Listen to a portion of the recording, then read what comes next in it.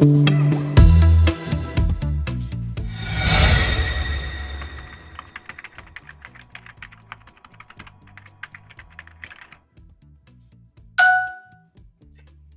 crímenes internacionales son aquellos crímenes que tienen una gravedad mayor. Son los crímenes más graves cuya gravedad trasciende a una sociedad o a un estado y afectan a la comunidad internacional en su conjunto.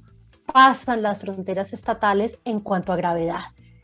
Hoy en día, los crímenes internacionales están definidos en el Estatuto de Roma, en el artículo 5, que dice que son crímenes internacionales 4 conductas: el crimen de genocidio, los crímenes de lesa humanidad, los crímenes de guerra y el crimen de agresión.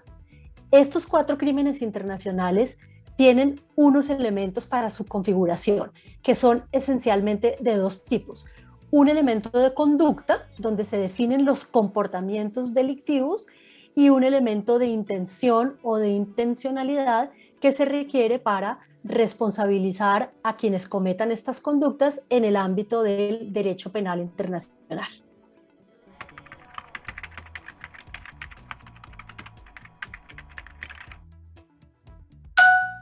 Entre los crímenes internacionales y las graves violaciones de derechos humanos existen varias diferencias. Una primera y muy importante es el contexto en el que se cometen. Cuando hablamos de crímenes internacionales, estamos hablando de guerras, de conflictos armados internacionales o de conflictos armados sin carácter internacional, o de contextos de violación generalizada y sistemática. Y cuando hablamos de graves violaciones de derechos humanos, hablamos por supuesto de violencia, pero no de ese nivel. Otras diferencias tienen que ver con la fuente en la que se consagran unos y otros.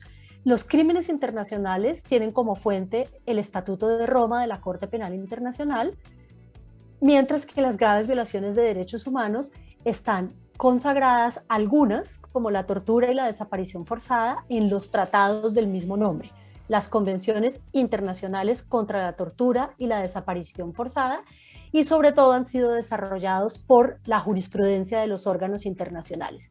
Y otras diferencias tienen que ver con el órgano que lo aplica. En el primer caso, la Corte Penal Internacional, y en el segundo caso, los órganos internacionales, los comités convencionales o la Comisión Interamericana y la Corte Interamericana.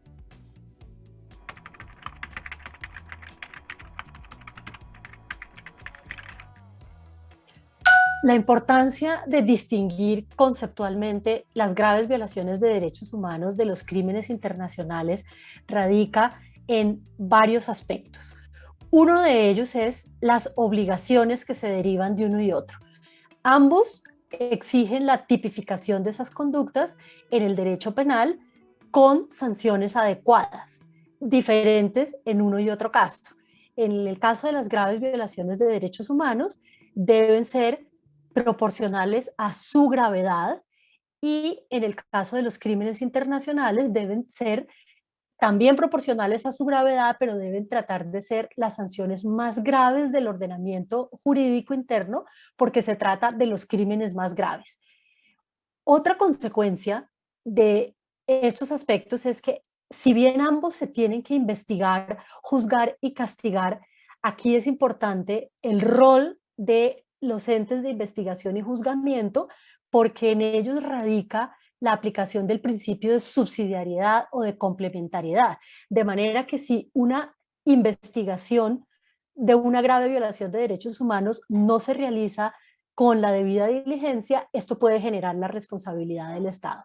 Y en el caso de los crímenes internacionales, si no se investigan, se juzgan y castigan, la Corte Penal Internacional puede asumir competencia para investigarlos.